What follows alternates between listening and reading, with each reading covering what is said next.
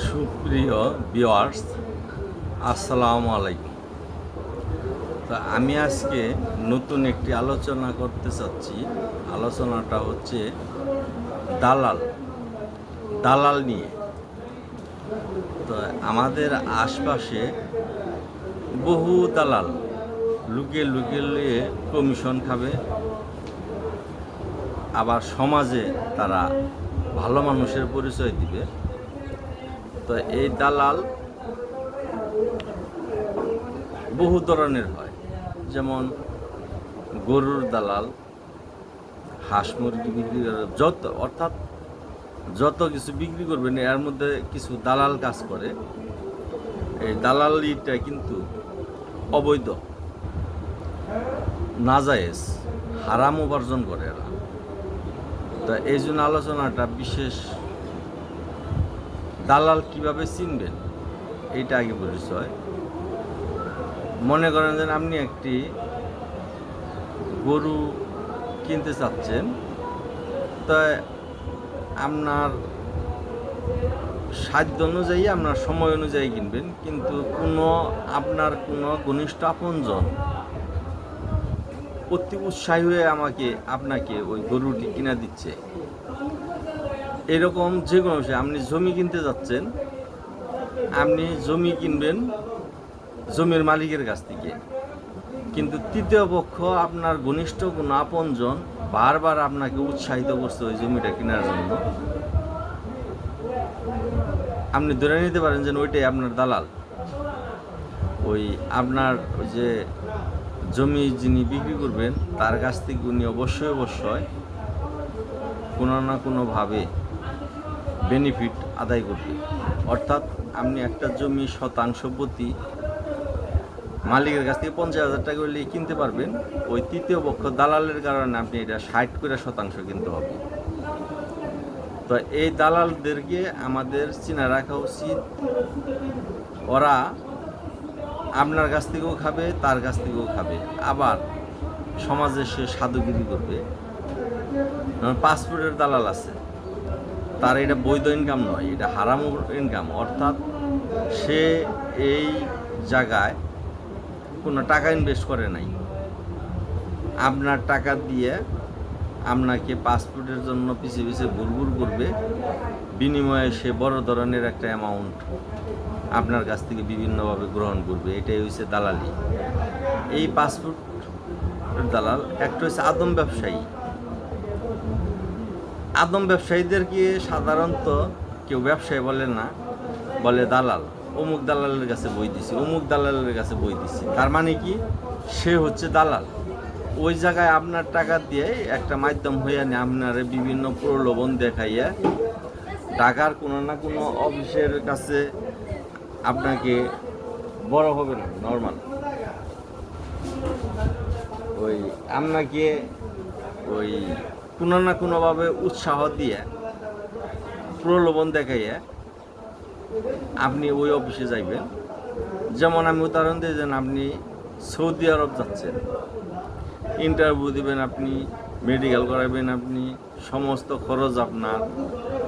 আপনি ঢাকা কোনো না কোনো অফিসে যাইয়া ওই করলেন, ওই ইন্টারভিউ দিলেন, মেডিকেল করলেন, তারপরে ফিঙ্গারপ্রিন্ট করলেন, ওখান থেকে কাগজপত্র আপনাকে বিভিন্নভাবে আইনা দেওয়া হইল।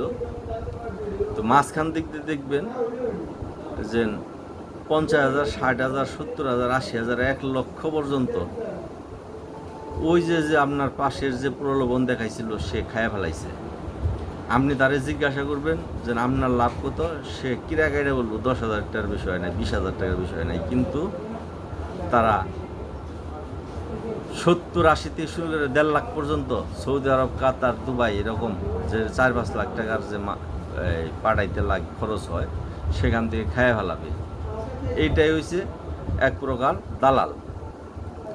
তারপরে আপনার জমির দালাল আছে, পাসপোর্ট গেল, আদম গেল, জমির দালাল গেল, বা এইরকম। যেমন আপনি একটা গাড়ি ক্রয় করবেন আপনার সময় অনুযায়ী, কিন্তু কোনো না কোনো লোক বারবার আপনাকে টাকা দিচ্ছে, এই গাড়ি মানুষে নিয়ে যাবো গা, ভালো গাড়ি, অথচ ওই গাড়ি সম্বন্ধে সে কিছুই জানে না, অথচ আপনার কাছে ওই গাড়ির প্রশংসা, গাড়ির মালিকের প্রশংসা করতেছে। তার মানে আপনি ধরে নেবেন যে ওই লোকটাই আপনার দালাল। অর্থাৎ যেই গাড়িটা আপনি 4 লাখ টাকা দিয়ে কিনতে পারতেন, ওই দালালের কারণে সেই গাড়িটা 4,20,000 বা 4.5 লাখ টাকা দামে কিনতেছেন। ওই 20,000 টাকা বা 50,000 টাকা আপনার অতি নিকট আপন লোক আপনার কাছ থেকে খেয়ে ফেলাইতেছে। আবার এই দালালগুলা সমাজে সাধু সাজবে,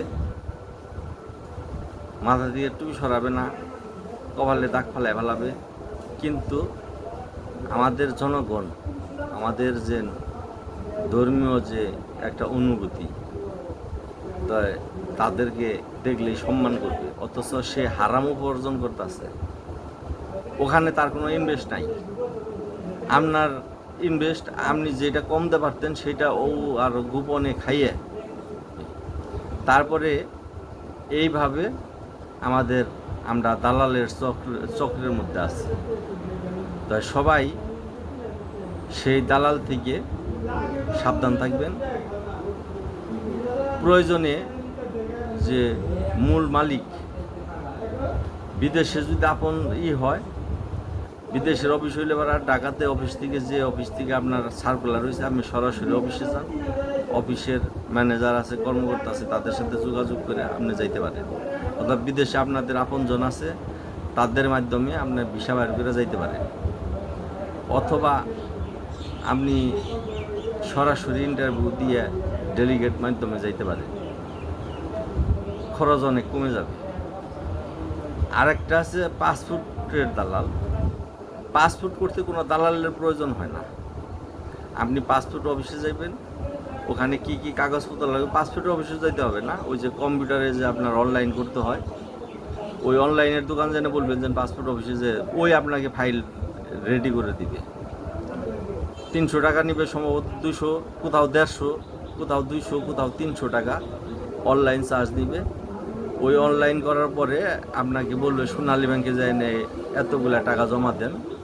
ওই সোনালী ব্যাংকে অনলাইনের একটা ফর্ম ফটোকপি করবেন, ওই ফটোকপিটা সোনালী ব্যাংকে জমা দিবেন। আর সোনালী ব্যাংকে থেকে একটা ফাইল দিবে আপনাকে, ওইটা সহকারে, ওই অনলাইনের ফর্ম সহকারে আপনার ন্যাশনাল আইডি কার্ড এবং পুরাতন যদি কোনো পাসপোর্ট থাকে সেই পাসপোর্টের ফটোকপি অথবা মূল বই সহকারে আপনি পাসপোর্ট অফিসে যেন লাইন দিবেন, সেখানে চেকিং দিবে। অর্থাৎ ওখানে গেলে মানে আপনার কোথায় যাইতে হবে জিজ্ঞাসা করলে বইলা দিবে। আর আগে তো এই আগস্টের আগে তো মনে করেন যে পাসপোর্ট অফিসের ঘুষ বাণিজ্য ছিল, এখন কোনো ঘুষ বাণিজ্য নাই। যেহেতু বহু ভুক্তভোগী আমার কাছ থেকে হেল্প চায়, আমি চেষ্টা করি তাকে স্বল্প মূল্যে কিভাবে সহজে এই কাজগুলো তারা করতে পারে।